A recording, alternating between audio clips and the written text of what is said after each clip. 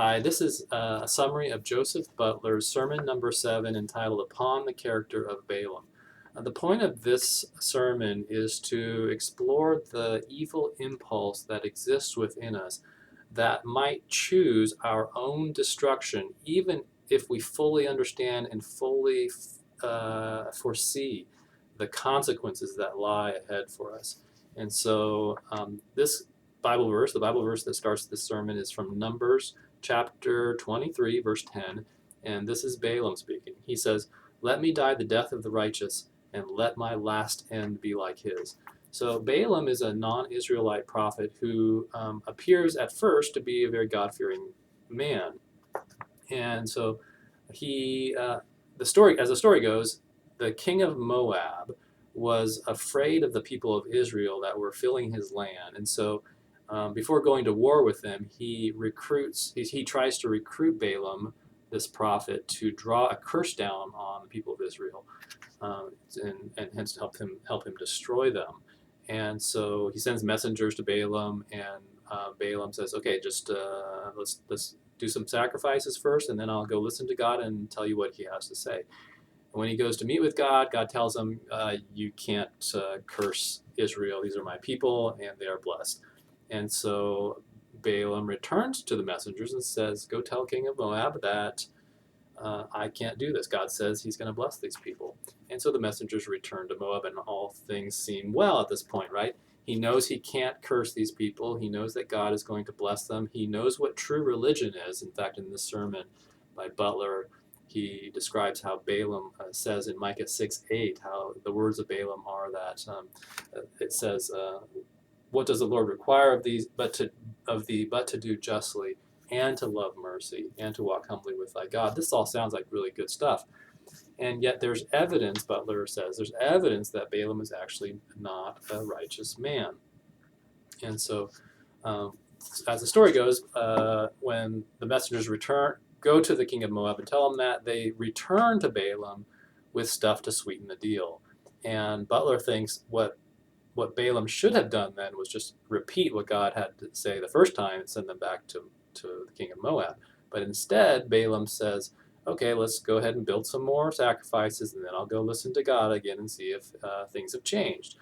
And, well, God didn't change his mind in this regard, so Balaam goes back to the messengers and tells them the same thing.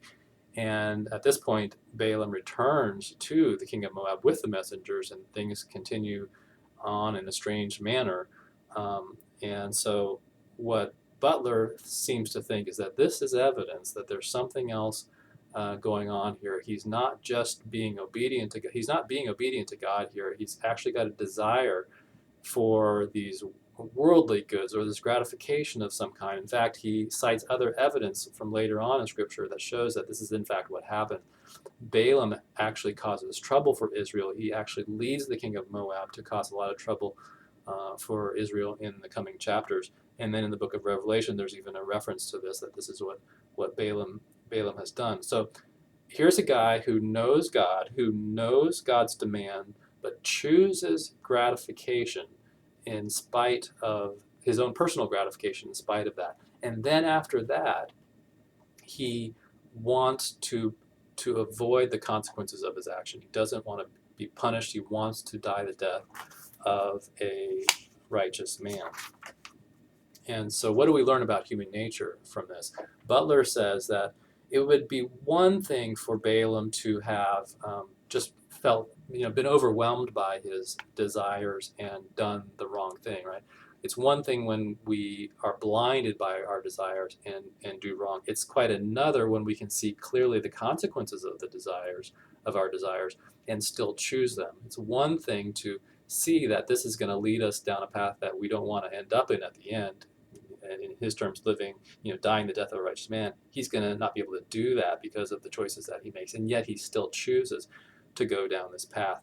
Butler says this is an utmost violence against yourself when you commit something, you do something wrong with the full, clear understanding of what this is going to result in. So he called this a great wickedness in his heart. So then how can he say those words in Numbers chapters 20, 23 if he doesn't really mean them? Well, Butler's interpretation is that he did want to die that kind of death. He did want to avoid the guilt that he would accrue if he were to make these choices. But he must have at that point believed that this kind of death was beyond him. He must have known that he wasn't that type of man and that he wasn't going to be able to die that kind of death. So what is the application? Well, for all of us, for us, Butler says that he warns us that we have this scary ability to rationalize our wrongdoing. We have this scary ability to choose the wrong path, even fully knowing what lies ahead for us. And none of us want to be liable to the guilt of our actions. And so because of that, we should just try to think clearly and try to choose what is in our best interest, which is to choose what will truly make us happy and allow us, enable us to ourselves die the death of a righteous man. I hope this was helpful in understanding this sermon.